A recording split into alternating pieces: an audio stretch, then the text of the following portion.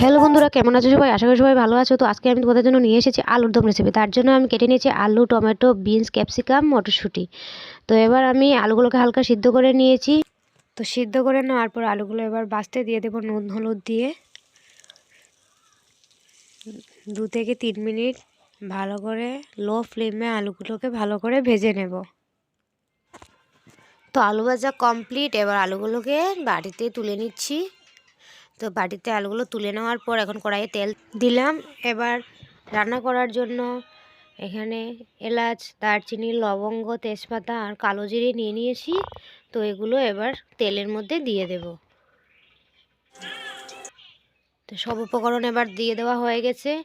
এখন এখানে কেটে রাখা ক্যাপসিকাম, বিনস, টমেটো এগুলো সব উপকরণ দিয়ে দিচ্ছি।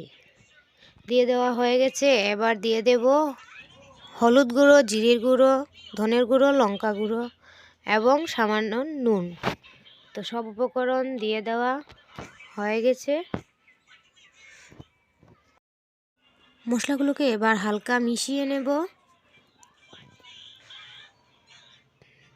তো ভালো করে মেশানো হয়ে গেছে। এবার এটাতে দিয়ে দেব মিক্স করে রাখা মগজ বিচি ও মিক্স করে রাখা পোস্ত।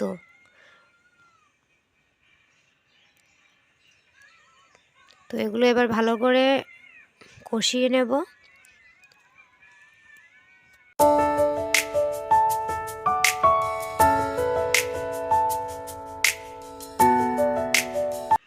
তো কষানো হয়ে গেছে। এবার দিয়ে দেব 2 কাপ পরিমাণের জল। জল দিয়ে দিলাম। এবার এটাকে সামান্য ঢাকনা দিয়ে রাখবো যাতে এগুলো ভালো করে সেদ্ধ হয়ে যায়। তো সেদ্ধ হয়ে গেছে। এবার আমি ঢাকনাটা তুলে নেব।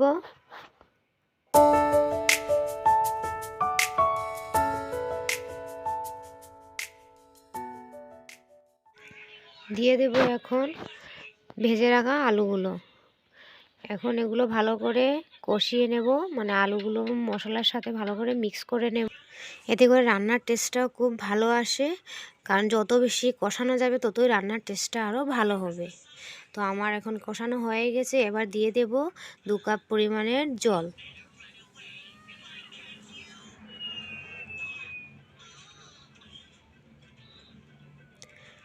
তো জল দেওয়া হয়ে গেছে।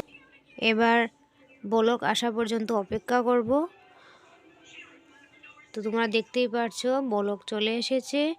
এবার দিয়ে দেব 1 চা চামচ পরিমাণের গরম মশলা গুঁড়ো।